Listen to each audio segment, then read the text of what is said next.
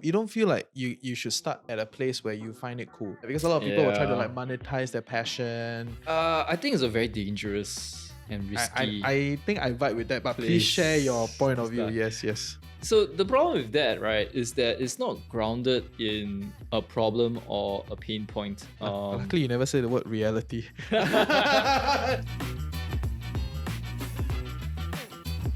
It is what it is. Welcome, welcome. Yeah, you can look around. Finally, you're on set, just to welcome you to the Hall of Fame. Yeah, Very yeah. cool. We're very happy to be here. It is. It is a cool place. I like it.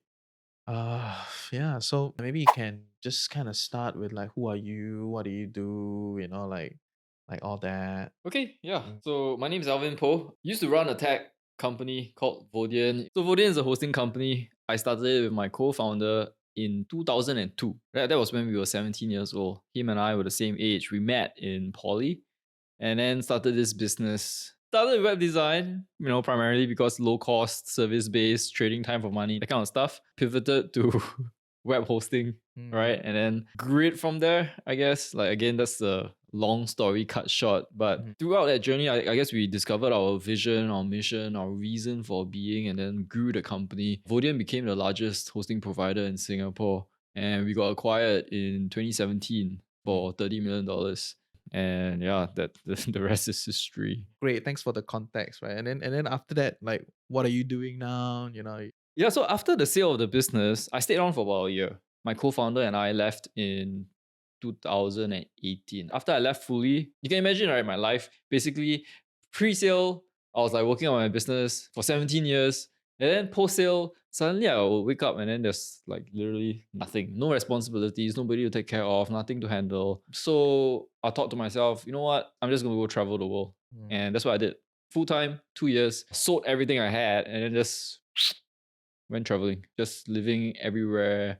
I went to learn snowboarding, did all kinds of stuff, and then came back. Thankfully, before all the COVID restrictions and lockdowns happened in, Mm. in 2020. Maybe not so thankful. If you stayed a bit longer, you would Oh, have been maybe I'll be in traveling Bali or more, something, right? right? You would have more time, right? Yeah. So perspectives, Yeah. perspectives, yeah. But Yeah. give us something like, what are some of the fun stuff that you tried? Oh wow. So I had this philosophy in 2018 to not say no to anything, right? Has this philosophy changed first? Yes, yes. Okay, very Now, good. now, Yes, very now good. that we like this Yes, yes, star and the yeah, terms and conditions yeah, will yes, apply. yes, yes, yes. Funny thing, when I had that philosophy in 2018, one of my friends approached me and said, "Hey man, want to go to Mongolia and live with the nomads?" And I was like, "Sure." Yeah, I've never been to Mongolia, never lived with the nomads, and I did not know the climate. The point of time of our trip was actually in the middle of Mongolian winter. Oh my God. And we were in the middle of the Gobi Desert, freezing our asses off. Just in case you don't know what Mongolian winter is like, right? A good day is like negative 40 degrees Celsius. Negative 40 degrees Celsius. That was my life for 1 week. I don't regret it. I think it's super fun. But the next time I go to Mongolia, we'll be in summer. Yes, yes. Okay, okay. Yeah, so that's what happens when you have that kind of philosophy of not saying no, which Mm, is nice, get you out of your comfort zone, don't know where you're going, that kind of mm, thing. mm, mm. Yeah. So then you came back, and then during pandemic, you grew this Uh, whole like yeah, so I training was, I thing, was, I was enter the like, guru space. Eh? yeah, yeah, a little bit, yeah. Uh-huh. I mean, there's only so much traveling you can do, and I did that for like 2 years, and somewhere in the middle already, I was starting to ask myself, what is it that I want to do, right? You never get any backlash for this. For saying that there's only so much traveling you can do. Like Ah, then man. privilege, like travel very sian Okay, so again, context. Mm, I think a lot of people love the idea of like, retiring and like just finally being able to not work anymore. I've realized that what is better is maybe finding work that you can enjoy and commit and, be happy about. Because at the end of the day, when you retire and then you have nothing to do, there's really only so much that can be done. To me, I was painted that story, right? It's like, oh, work is work, and after that you can retire and then you can do whatever you want. Then you realize there's really nothing that you want to do. I tried like snowboarding. I tried learning snowboarding. I was like picking up dance. I was like doing like all kinds of stuff all over the world also. Where I just found that, after a while, you got to have purpose, right? Something that's driving you. Yeah, and that's when I realized retirement in the conventional sense doesn't really work. You need to do something. And that was when I realized my thing was entrepreneurship. That's why I was always very, very conflicted, especially when I was running Vodian, because I was always at work. And people will ask me, my friends will ask me, like, hey man, you're always at work. What do you do for fun? And I was like so conflicted. It was such a hard, difficult question to answer because I didn't have the answer. I didn't have anything else outside of work. Like I loved work. Work to me was fun, but I didn't realize it at that point of time. So some of my friends do have work that they don't particularly enjoy, they don't particularly like. And so there's always something outside of work that they look forward to, whether it's their hobbies or their pastimes or whatever it is that they're doing, right? I didn't have that. Like my work would be what I enjoyed. So I guess you could call it being a workaholic or something. But I realized when I was traveling, at the end of the day, I wanted to be part of something that was purposeful, that gave me a sense of responsibility, that gave me a sense of being like useful. That was business and entrepreneurship. So I came back and started Back to the more hustle. business. Yeah, yeah. Okay, okay. But let's be clear also, like, not everybody gets to work on something that they truly enjoy and then can feed themselves and everything. It's quite a good position to be in, Oh, that's right? Right. definitely. And if you don't have that, you can continue to be on the search for that. Yes. And we're not making a moral judgment on that, right? So Yeah. yes, it's just for I try to protect him. I don't get cancelled. Okay. Yeah, yeah, yeah. So then after that, you move on to really kind of do this whole like business training. Your face is everywhere. It's like, why is this guy everywhere, right? So it's like very annoying, right? But okay. Then I was like, yeah, yeah, yeah. Maybe I should bring some of these annoying people on set, right? I ask them some questions, right?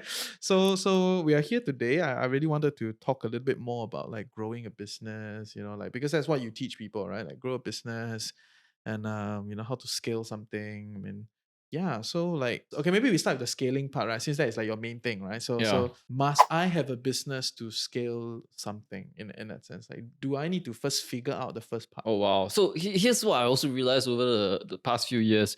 The reason why I went to this was because after the sale, especially, and after I made that donation to SMU, like things became more public, and people were approaching me for business advice and mentorship. And I always found those interactions to be very, number one sided, and number two, not very sustainable. Like they'll take your advice if they do, and then they'll leave, and then that's the last you hear of them, right? So you don't know if it's useful, you don't know what the end result is, you don't know what the impact is.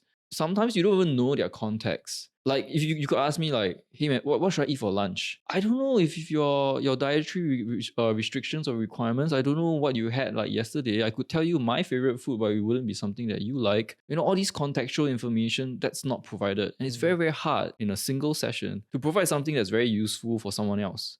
That was what I discovered, and I realized that it's really a frame or context or some form of common understanding that people don't have when they have like typical conversations. That was what drove me to create like a framework around which people could talk about business, the different aspects. That's why there's a book around it also. The idea is to teach people like the fundamentals, and then with the fundamentals, then we can have a conversation around the things that matter. So maybe you can paint us a broad stroke of like what are some of the fundamentals of business. I'm not a coach, right? I didn't start off like being a teacher, coach, or mentor. That was very. That's why I want to get you on. If you're those pure coaches, right? Sorry. There are a lot of people in the circuit, right? They're in the coaching circuit. They start out as a coach, they're forever a coach, and then they come out as like, what have you done before? Right. So, and I overheard Alvin the other day, Dr. Wealth. Right, Alvin was like the other Alvin, right? He was like, oh, this Alvin, the book quite good. Yeah. So I was like, okay, come, let's talk about it, right? So bring me through like what are some fundamentals when I think about business. I think to provide context, right? Most of our listeners will not be like business people, they're probably like salaried people, like working hard, hustling. Maybe not hustling, it's okay. You can tang ping, it's up to you. But a lot of people have this idea these days of like, oh, let me build a side hustle, right? Let me build an e-commerce store. Let me build something online, build a small business. Yeah. So for someone in such a parameter, right? Like, Yeah. what are some business fundamentals that they should know? So my book, the superscaling book, and the framework that I use for my coaching is all based on the notion of systems. I come from a technical background, right? I was trained as a programmer. So I'm like the engineering sort that like looks at problems in a very logical way. And the most logical way to piece everything together is through systems. I'm not talking about software. I'm talking about the fact that when you repeat or when you do an action, you want to get to a behavior, a set of outcomes, right? And you want to make sure that every single time you do that, it's the same way, right? Whether you're doing it yourself or whether someone else in your team is doing it, anyone else is doing it, right? When they follow that system, the same set of outcomes is achieved, right? And that to me is a system, something that's sustainable, something that's repeatable. That is the fundamental idea behind superscaling. The second fundamental idea behind superscaling is the notion of being aware of results first, right? What's the intent behind everything that we do? A lot of times that is not clear. When people are not clear about identifying and scoping out the requirements or the results, it's impossible or it's very, very difficult to actually create a set of actions that get you to that point, right? Because if, like that saying goes, if you don't know where you're going, then any road will lead you there. So I think these are the two fundamental points of superscaling, and upon which I created like 5 principles. It's called the 5E scale engine. It starts with evolve, envision, empower, engage, and execute. So at first I thought business was all about business, right? Like, look at the business, this is how you grow the business. Then I realized that with every business, it's not the business that matters. When you look at all the successful businesses out there, it's never about the business. It's not the business model, the business idea, not entirely. The one key part of a successful business is really the leadership. And that's why the founders of businesses, they matter so much. When I was like delving deeper and deeper into this concept, I realized that whatever I was discovering about how I grew the business in the past, because I had to translate what happened in the past into something that was a framework that I could talk to people about and get them to understand how I was like thinking. I realized that actually applies to a lot of things that we do in our lives, whether it's our personal lives, our family, our romantic relationships. All these things could be distilled down into systems as well. Yeah.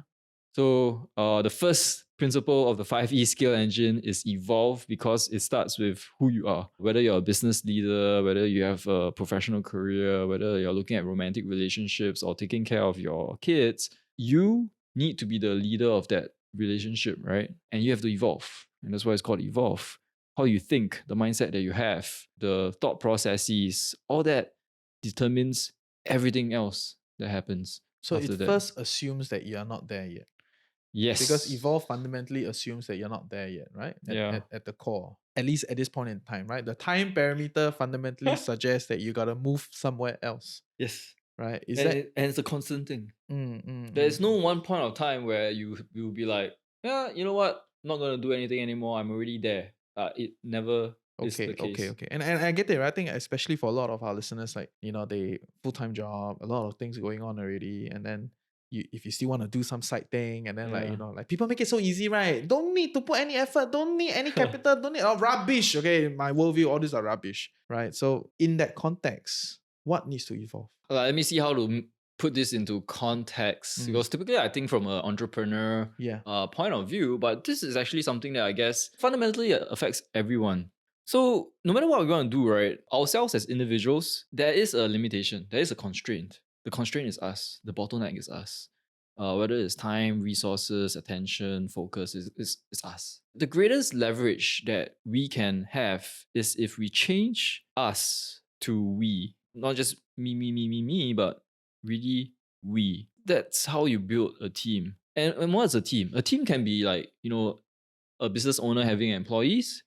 It can be you and your spouse. It can be you and your family. But that's one of the beauty and the strong points of humans, right? The ability to gather people to work on a problem or work on a solution together. That's, I think, something that not a lot of primates or even animals do. And that is the greatest thing that I think can shift our mindset. Because if not, we are limited by time.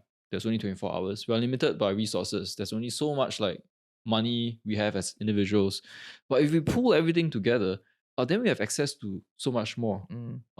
Even in terms of business also, that's the greatest leverage that I found changed the way I did business. At the start, when I was like starting the business with my co-founder, it was just the two of us, and it was just like me. Right? How do I solve this problem? How do I do that? How do I grow the business, etc., etc. But once we changed that mindset and thought of like, how do we do this? How can we solve this better? How do we together overcome this obstacle? Then suddenly so much more can be done. It becomes a lot more sustainable and a lot more team based.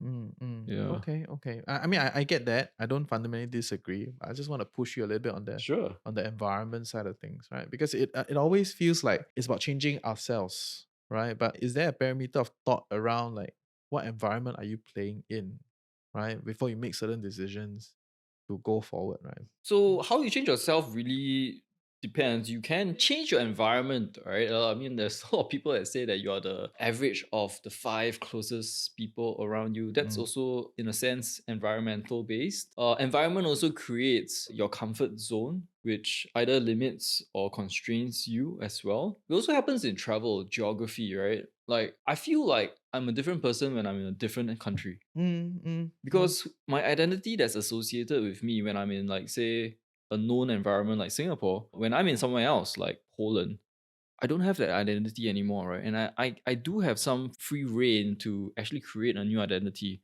I can start like pushing boundaries, right? Maybe I'm more like jovial. Maybe I'm more like optimistic. Maybe I'm more like irresponsible or something like that in another country because I no longer have those constraints. Mm. So yes, I think environment does play a part in determining like who we are, how we evolve. It's not the only variable though. It's like anything else, it's a multivariate problem. Yeah. That nobody holds the absolute truth, right? Everybody is Yeah. just putting out frameworks, right? They are not absolute truth, Yeah, man. right? There are certain parameters that you build upon, right? And yeah, it's important to examine the parameters, right? But we don't go there. They're very high and mighty, very complex. I don't go there. I wanted something tangible, right? So back to the context of someone trying to start a business on the side, right? Maybe what are the first few things that they should do? Intent. Being clear about what the Mm, intent is. So the intent is there, right? I want to Yeah. start a business, make money. Yes. Yeah, I mean that's the macro broader Uh, uh, overview. But in terms of a business, like the exact specific business, what is the intent? Like any business still needs to determine what the intent or the end goal is. So let's say you're running a tuition. That's a perennial thing, right? yeah, So yeah. tuition, what is the intent? If the intent is to like say make $500 a month, just as a side income, cool. Then that is it, right? The expectation is set, the scope is set. We can optimize towards that intent. If the intent is to, hey, I need to replace my career, my job, right? Then there are other parameters or other like variables that we need to consider. How do we make sure that whatever your full-time income is, how do we replace that, right? And it's not like overnight. We need to set certain milestones. We need to set certain goals. We need to create something that's more sustainable. We don't want to burn ourselves out as well. So all these things are suddenly constraints that we need to factor in. Mm, So the intent is very, very different already. Intent is how I'll approach it first. Then I can consider other aspects. Once I have nice. the intent, then I'll be like, okay, with a full-time job, maybe I have 10 hours extra that I can devote to this. And if I'm not doing it purely for transaction, if I'm not purely doing it for like just making extra money and then calling it a day, I now have to dedicate that 10 hours to other aspects of the business. Like in all businesses, there are usually 3 different aspects: marketing, sales, and then fulfillment. Fulfillment not feel good, but like completing the task, right? Yeah. Completing the promise, right? Not like, fulfill. No. Yes. Please go for it. Yeah. So marketing, sales, fulfillment, we've got to spend time on that, right? Like Mm. marketing is getting your word out there, getting your business out there, talking to prospects. And then when you do get prospects interested, you've got to actually close them, right? And then making sure that the sale is done, maximizing your revenue per sale, etc., etc. And then fulfillment is actually delivering that service or product. All 3 aspects are essential for business. If we just focus on one, then we don't really have a business. We basically just have a part-time job. Mm. So that's how I'll look at the other problems. I'll categorize them in these 3 areas. I'll look at everything from product market fit to your unique selling point to your business model.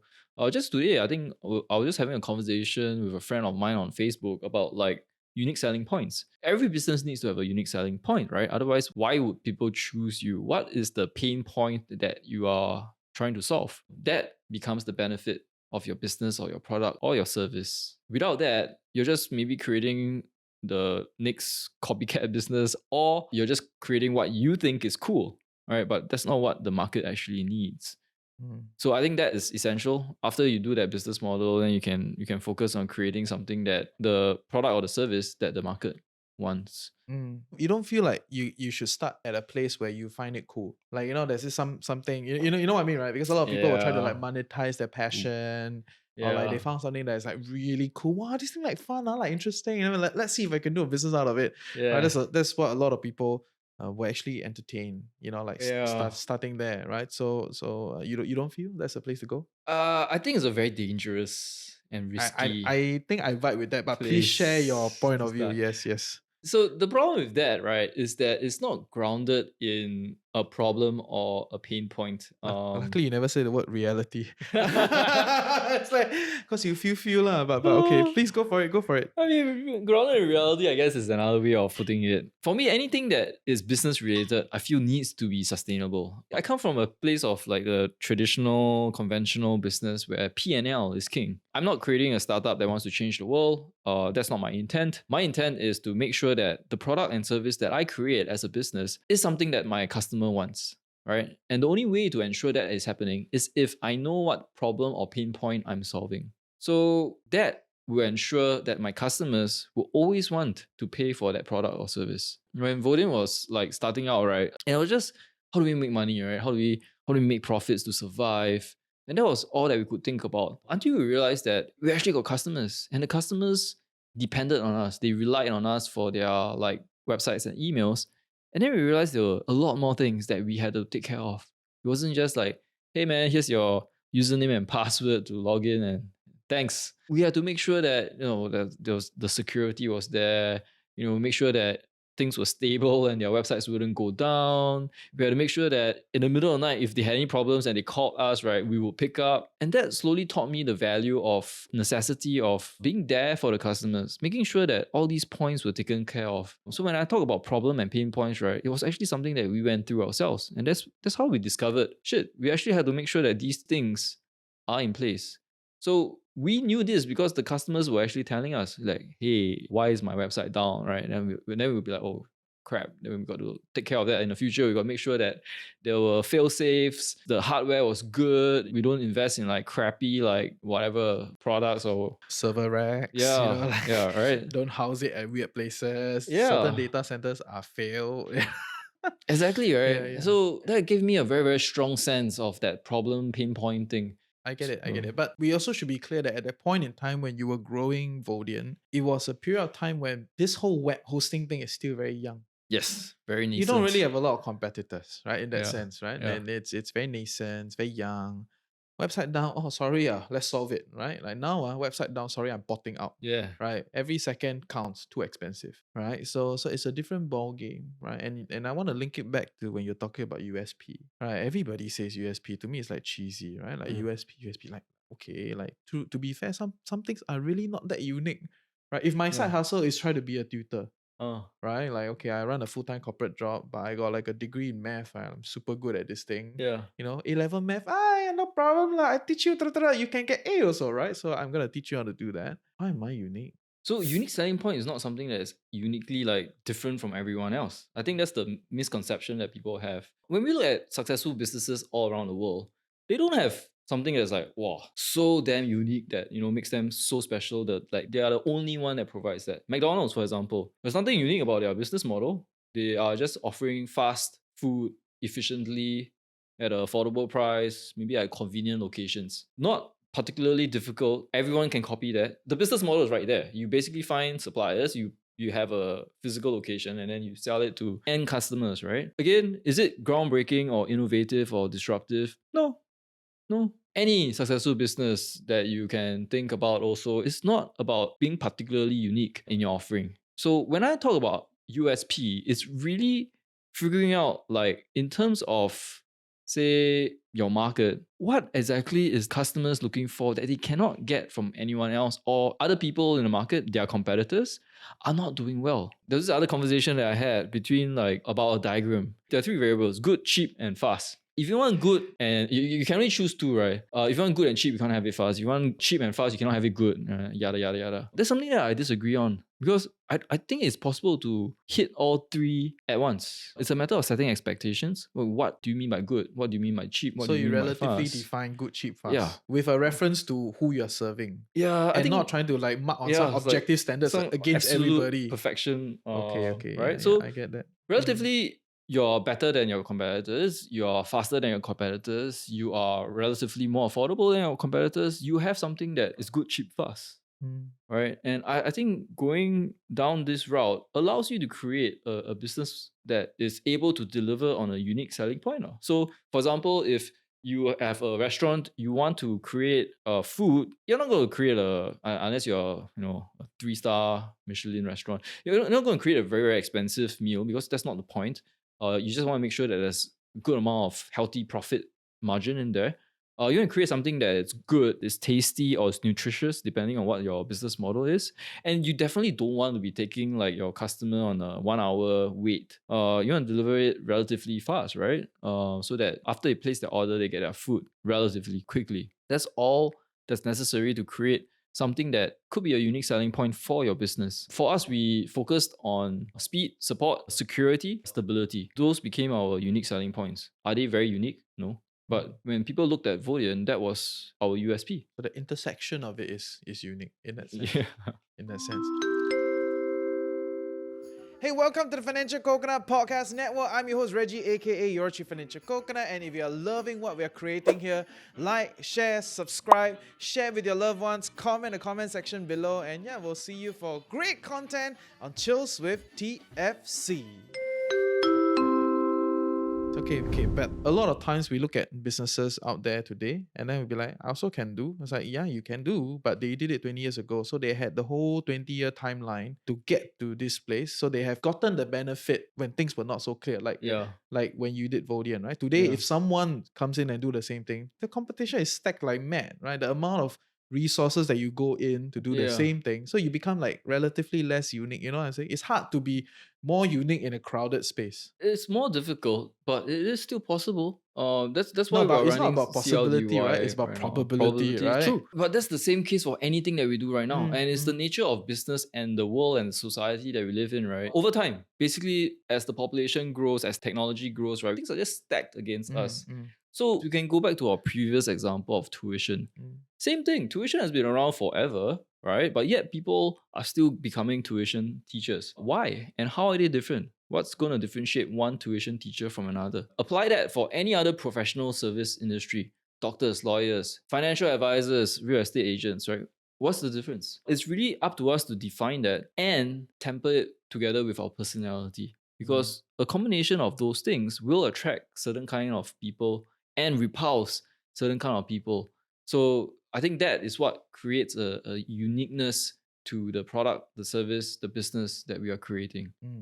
Yeah, I agree. That's the thing, right? It's just probability game on some level. At some point, you got to call it shots, right? Like Dude, it's so tough these days. Yeah, this thing doesn't work, and you got to call it shots. It's like, wow, sell marshmallow also got to do TikTok. I was like, wow, it's amazing, right? The amount of work that goes into that and all that, right? So yeah, it is interesting, and I want to double down on the three things you're talking about, right? Like marketing, sales, fulfillment. Which is the factor that you think most people don't get? Like most salaried people that are trying to start a side hustle, which thing do you think that people don't understand, or is it most easily misunderstood that you want to share a little bit more about? Most likely it's going to be fulfillment because everybody talks sure about... it's not like satisfaction, fulfillment, that kind of fulfillment, no? Not that kind of fulfillment. Passion, yeah. So when you look at business, right, it's like I'd say like 90% of the time everybody just looks at Facebook ads or like whatever marketing strategy or tactic that is, right? Because everybody talks about how to get more revenue, more sales, more customers, how to generate leads, like 300 quality leads. Do this, right? Yeah. So that typically happens in the marketing or sales process. How to close, Wolf of Wall Street, sell me a pen, blah blah blah. Don't sell the pen. But yes. There's a story. It's a story, right? Yeah. And therefore nobody cares about the last one because it's the most boring. But I feel it's the most important. I also think it's the most important, yes. When you look at businesses, the business that is able to create a great product or a great service and constantly deliver on that such that people know and can expect that level of service, that is what determines a good business from a bad business. Whether it's a supermarket, tuition, whether it's a taxi company, whatever it is, right? The consistency is key, and that is all happening within a fulfillment space. Systems come in very, very, very strongly for that. So when you are a solopreneur, you only have yourself to blame, right? Your business is you. When you start developing a team, right, and these could be contractors, freelancers, employees, right, whatever it is, even a co-founder in a team, it's going to be a problem. Whenever you involve someone else, things don't just get incrementally difficult, things get exponentially difficult. There is a law that talks about this. It's Metcalfe's law. Also, the value of a network is the number of nodes squared. So same thing happens with communication. The level of difficulty is not just 1 plus 1, but 1 squared, 2 squared, yeah, etc., etc. Because it's so difficult to communicate what's in your mind to other people, and then to a team, and then to like many other like different people. Which is why it's so crucial to not just be a good thinker, but be a good communicator as well. What kind of processes and systems and whatnot do you have to translate what's in your head into a system that people can follow? That will affect fulfillment. Even by yourself, these things matter. Fulfillment, again, depends on consistency, depends on the satisfaction that a customer get. If you only have one customer, cool, maybe you can do that really well. If you suddenly have 10 customers, how do you ensure that everybody gets the same level of service, same level of results, same level of product or service that you're creating? That is why, even if you're a really good cook, cooking for yourself versus cooking for a room of like 10 people, it's going to be very, very different. I know what you're saying, and I agree. Right? I mean, I always tell people like, oh, you think you're hiring one person to do a job. Actually, you're hiring 1.2. The 0.2 is you. You're managing. Yeah, man. Right? At the 5th hire, you can now hire a manager and offload that 0.8. Like one extra person work that you gotta do, right? And I think that's the part that a lot of people, especially if you're not in like business long enough, you don't really understand. Like at some point in our network, right? Like we were having part-timers of part-timers of part-timers, like we had like such a narrow part-timer. Oh, this part-timer is supposed to help us analyze this thing. This part-timer is gonna design. This part-timer do storytelling. I was like, shut up, right? Like this thing doesn't work. Why are we doing it this way, right? And at some point, a friend of mine was just like, I tell you, one thing you gotta do, cut them all, right? Concentrate, like pool the jobs together. Yeah. So it's much easier to control. We can set out SOPs. And we were at a point in time, we hired so many part-timers that we can hire full-timer already. You know that kind of thing, right? But it is the reality of scaling fast. At this point in time, I don't have enough to hire multiple people. So I hire part-timer and then the next part-timer. At some point, the scale was so clunky that you then need to consolidate. Yeah. Right. So it's like you cannot say like this is a bad thing. It is a reality. It's at some point in time something worked. At another point in time, it does not work anymore. The system got so clunky with so many people that were part-timers that you just gotta like put it together back again. And then like you're in the next step. And then now and we're at the step we have a few full-timers and we keep some part-timers as spare capacity, right? Extra resources when we need to do more. So it is that kind of like ebb and flow of like building systems that is not so linear, I feel like. That word that you mentioned, capacity, is crucial because that's how people view growth as. They just want to build capacity. But that's the fallacy and the problem in itself. Because when you build capacity, it doesn't mean that the business is growing. It just means that the business volume is higher. Whether it's you're basically just throwing manpower at a problem. It doesn't build capability. Capacity and capability are very, very different because as a business that has greater capabilities, you are now able to take on more without feeling the stress of it. If you add on simply capacity, you're just adding numbers to your payroll, right? You're introducing redundancy, you're introducing inefficiencies, you're introducing management overhead. It actually increases the drag that you have on the business. That actually causes a lot more stress and burnout than if you actually simplify, consolidate, and work on the things that matter. But it's easier said than done. Yeah. When the crunch time comes, right, you don't have time anymore. You just hire somebody to do the job. They can help in the short term, but businesses need to spend time on the strategy. They need to spend time on the simplification, the onboarding, the training, so that they can, when the time comes, get the ability to build capability. So that's why it almost feels like a juggling game sometimes. Yeah, because you cannot say that when it's crunch time, you still like, oh, think long term. No lah, my goodness, I gotta get this shit done now, right? Hire. But at some point, the massive amount of hire becomes problematic and then you gotta trim, right? So it becomes like a whole process of like, and then like recalibrating, it's Yeah. like, at least that's my personal experience. I don't know, Yeah. yeah. Sometimes you can't trim, right? Especially, and you shouldn't trim also, right? Sometimes you hire people full time and it's on you, right? Their rice bowl is on you, and well, Yeah. I you mean, don't want to be trimming yes, and then that's people the as well. dimension of discussion. Yeah, are we going into the moral dimension, or is it Yeah. just the very basic that the numbers need to work, right? If you're Yeah. running a business and all that, right? But okay, well, we have meandered quite a while. I like that. I like that. Yeah. So if someone's starting on the business on their own, fulfillment is difficult. I know. Maybe sales and marketing, more people are talking about it. It's more out there. Should you do it with someone else in the sense of like, how do you go about, like, should you do it on your own first, or should you like look for a co-founder right from the get? A lot of people fall into this, like joining a friend to do a business. Yeah. House position here is no. Yeah. But I want to hear your position. Like, should you choose a friend to do a business? I wow, it's like getting into marriage, right? Like, should you get in a marriage or not? Like, it depends. It really What does it depends. depend on? Values, visioning, culture. You don't get in bed with everybody, or you don't get in a relationship with everybody, right? Same thing with a business partner as well. Even though you might enjoy each other's company, it doesn't mean that you'll be working well together. No, but it's a colleague, Like, let's say the context is my colleague, and we work well Yeah. together. You know what I mean? Like, we work well together. We always gossip about our boss. Like we hate the SOP, and then we start a new business, and we keep creating SOPs. That's a different discussion. Yeah. Wow. Yeah. But Tobabo. yeah, So- boom, right? So it's like, okay, my colleague, I assume yeah. there's a colleague. We work well together. And then we hate the boss. We want to start our own side business. Like we start a bar together, or like some e-commerce thing selling teddy bears. I don't know lah, whatever, right? Yeah, would you do that, or how would you evaluate this other person whether or not it's suitable? With like employment, there's always this probation period, right? With dating or with romantic relationship, there's a dating period, right? You don't get married on the first day.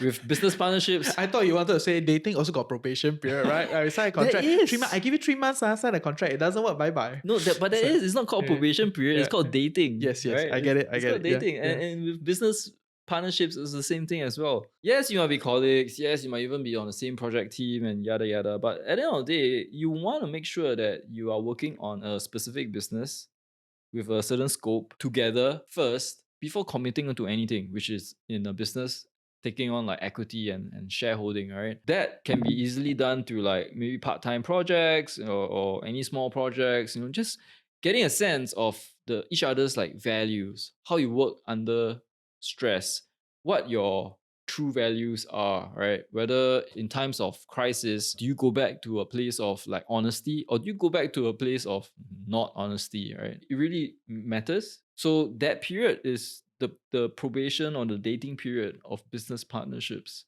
That is probably the one true test that I'll have before committing to any equity-based partnerships. But prior to that, definitely you want to find somebody that is not just friendly with you or that you're friendly with, but shows certain values, right, that are important to you. It shares the same kind of vision that you have in terms of the business, right?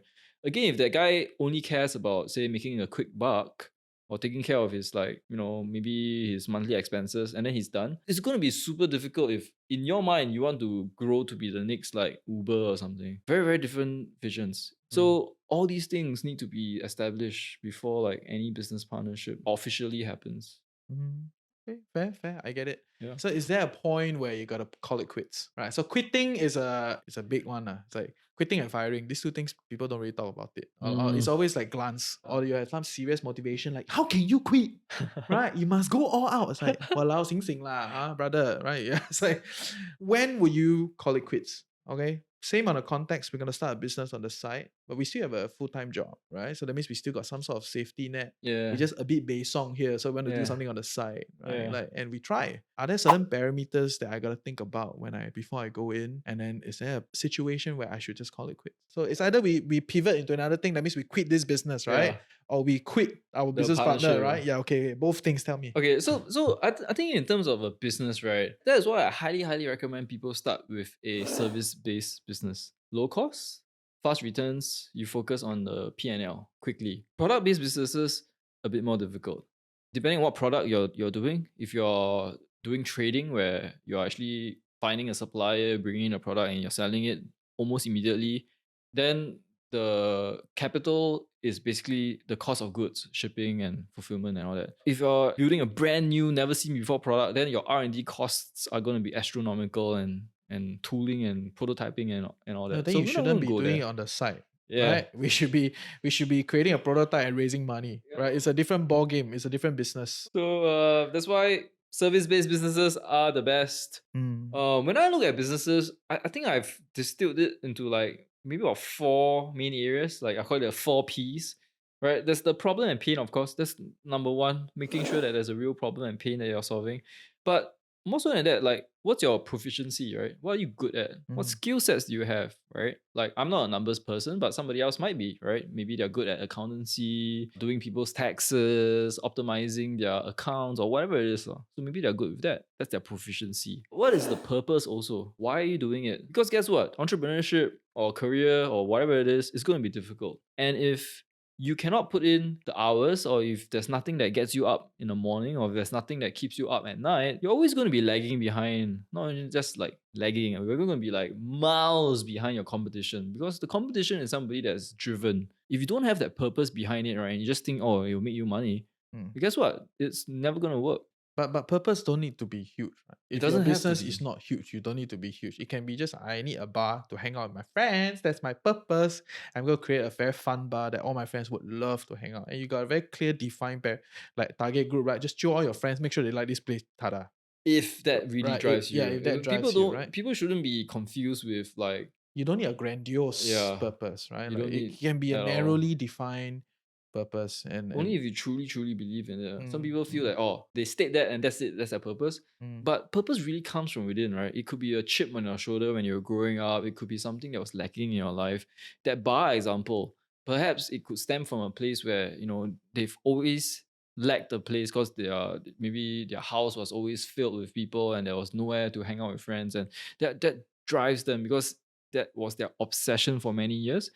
That's very different from somebody that just go looks at a bar and says like, hey, that would be a very cool place for us to hang out, right? And that's the end of it, or that's the so start you, of you it. you feel like it needs to be that strong.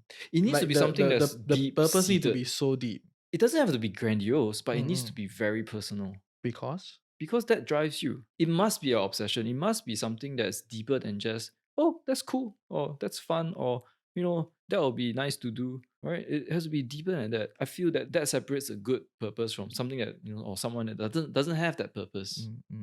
because business is very hard. Yeah, actually anything is really difficult. Like anything you want to do, it doesn't just apply to business. It applies to anything, whether it's a professional career, whether it's like, could be a romantic relationship also, could be bringing up of your children or anything, right? The purpose really matters, right? This I think goes a lot deeper than just, stating, oh, this is something that I want to do. Okay. Purpose, Last P. passion. What's the Passion. difference between passion and purpose? Very hard to define these two. Please share with me. I feel that passion it comes from a place of, for lack of a better word, maybe fun. Purpose is somebody that maybe it doesn't have to be something that you take joy in doing, but there's something that drives you to do it. The purpose then could be the fact that, hey, I am so sick and tired of like all the red tape in my business or in my company that I know there's a better, faster, cheaper way of doing it. Right, that's my purpose. Right, I'm done, and this is something that I want to commit to. Right, that could be purpose too. Okay. Again, it's not all four that must be present. I'm saying that these are the four considerations that you need to have, right? That can't just be surface level. It has to be a bit deeper than that. Passion also is there. The joy that you have for certain things. For me, it's work, entrepreneurship, business. It's fun for me. It's my passion, right? I can't see myself doing anything else. I see friends who have that passion for other things as well. Could be cooking. Or I have friends who love cooking. I have people who love sports like golf, for example, spend their whole life talking about I know golf. those people. I think the danger is thinking that passion is all that matters, because people who use their passion to get into, say, a career or to make it a business, that's very dangerous, man, because you're going to kill your passion basically. And it's very hard for you to detach to then see it from a more objective view of like, Yeah. is this working? It's not working. Why? Yeah. And I mean, I speak from experience. Right? Went through multiple rounds of this thing. Now it's like, okay, like I don't hate this thing. I quite like it, but there are many other things that are part and parcel of deciding whether something should continue. Yeah. Yeah.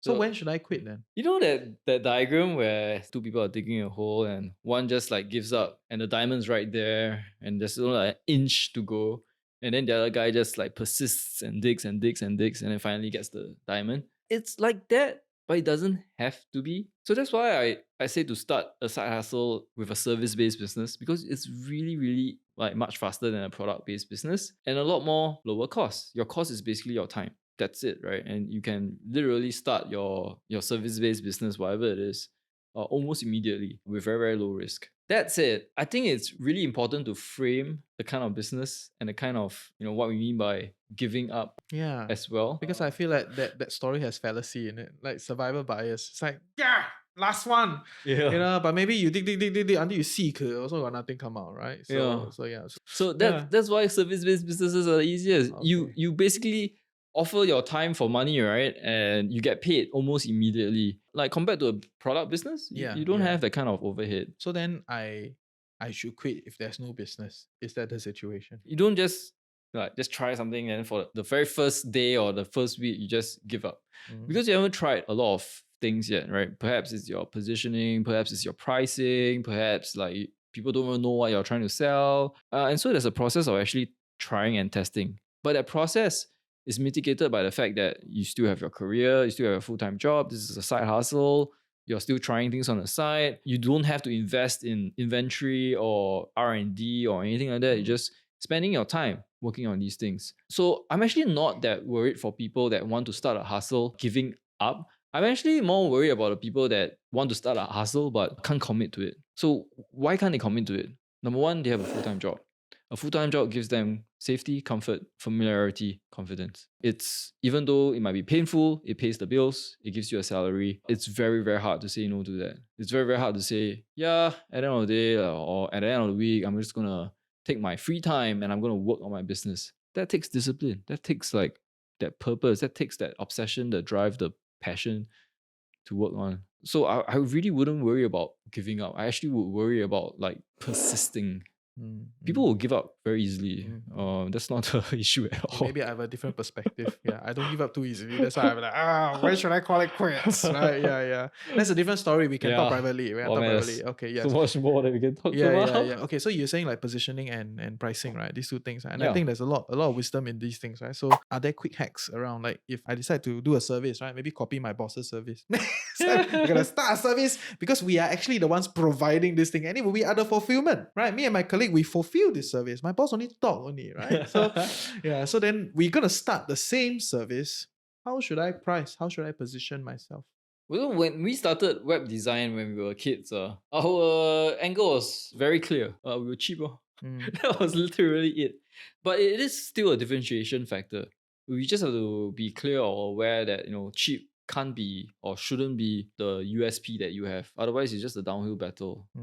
I sell for $1. The next day, a competitor come up selling it for like 90 cents. Yeah, become value I'm dollar. like, so it's not very sustainable.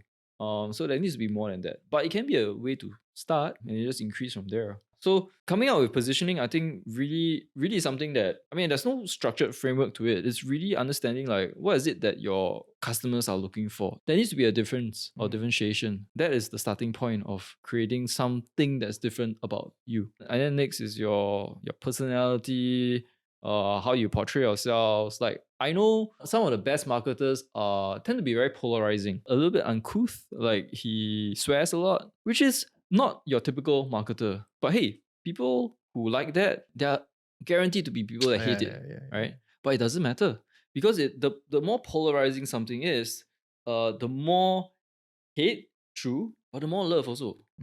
That extreme is only created with something or someone that is polarizing. So there is no position to have a differential standpoint by being objective and in the middle. You can. A lot of businesses are like grind. that. I feel like it's a very hard grind. It's a hard very grind. Very hard to do that. Yeah. When you are in the middle, you're average, and average is boring. So it is possible, but you're just boring. No, but you don't need to be average, right? You don't need to be polarizing, but you can be. When I say average, I just mean like in the whole spectrum. In the spectrum, you're somewhere like in the middle. Okay. Fair. Yeah. Cool. Okay, you shared a lot. Good stuff.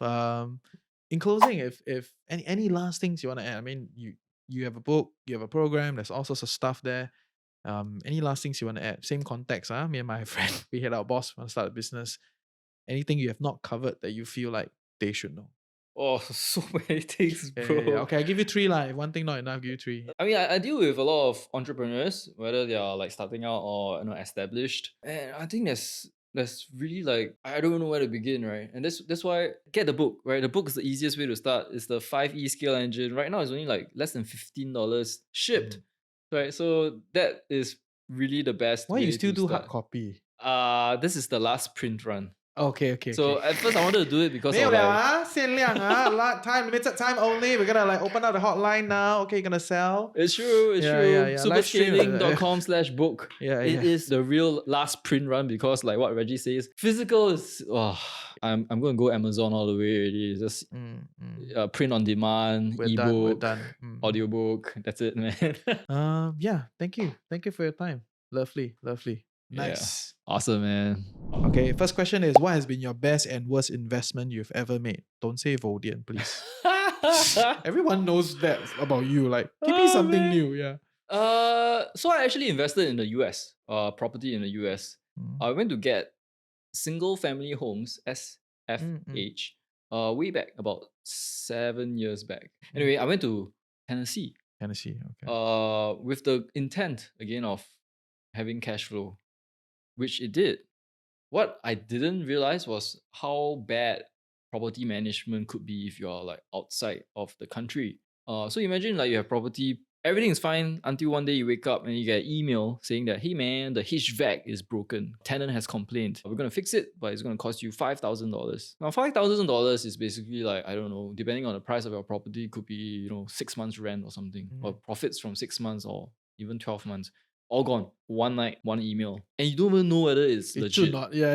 You don't even know whether it's like, you go ask people, you ask legit people, you get 3 receipts or 3 quotations, but are they all from your friend? Like, you don't know, right? And at the end of the day, even if you do trust the quotation process and the payment process, like, how's the quality of work? There's so many doubts that I had, and it was just really bad because throughout that process, I also realized that I really don't like admin work, paperwork, red tape, all that. Not a fan. And it's very difficult to deal with US property, like when you call your tax accountant, when you file for state and federal taxes, and like, I'm sure somebody that's more diligent and detail-oriented will like it, but not my cup of tea, man. Okay. So that is the worst investment, I presume. But you made money. So it's the best and worst. Oh my goodness. Okay, great. Next question. What is one thing under $100 that has been a game changer for you? YouTube Premium. You are the 5th person that said that. YouTube need to sponsor. Right. You are the 5th person that said that. Legit. I came back recording. You're my 8th recording. You're the 5th person that said it. And I'm like, YouTube Premium, man. No, and the thing is, I feel like I borderline there already. And then you guys keep saying, right? I feel like I'm getting close, It's like, YouTube Premium. Yeah, it's getting annoying enough. So YouTube, you made it. You made it annoying enough, but So sufficient annoying, value, right? right? That I'm willing to pay for it. Okay. Okay, last question. One place you learn that you think is underrated. It can be a book, not your own book. It can be a website. It can be a YouTube channel. It can be a podcast that you listen to that people need to know is underrated. A place that you learn. Oh, that's tough because I usually just go to YouTube, books. Is there a favorite channel? Like your YouTube? My favorite channel? That you learn. I use YouTube like a search engine. And it usually like differs from the time, right? Like sometimes if I search for like, I don't know, how to cook rice, for example, and I find this guy and I love this guy. Why is a Chinese guy searching for how to cook rice? It's just an example. Okay. It's just an example. I give it to you. It's just an example. Yeah, So Uncle Roger will be very unhappy with you. But anyway, yes. But I actually did find out about that because I forgot whether it's supposed to be like your knuckle or whether it's supposed to be like your finger is just supposed to go into the rice and like it's like so anyway, because I was like minimalist and all that, I used to only have one pot. And that one pot will do everything from cook noodles, cook rice, cook popcorn, cook whatever lah. One pot. But yeah, I just gave up. I just got a rice cooker and made my life like so much better. So are you still minimalist? I was minimalist because I was traveling and I was like in a very different frame of mind. But now I'm more settled. So I wouldn't say that I am minimalist now, but I still do embrace a lot of the A values, lot which of is conscious spending and all yes, that. yes, consciousness in everything that you do, right? Yeah, yeah. And that's why intention is so important to me. Like, why are you doing it? Because in Mm. the past, I would just do it because, oh, my friends like, or because my parents told me, or because that's the way it's been done. But it doesn't translate into joy or fulfillment because Mm. it's not coming from a place of authenticity or congruence. Congruence, right? All the chim words. I was like, I get it. I get it. Yes. Yeah. Thank you. Thank you. Thank you for your time. Lovely. Appreciate it.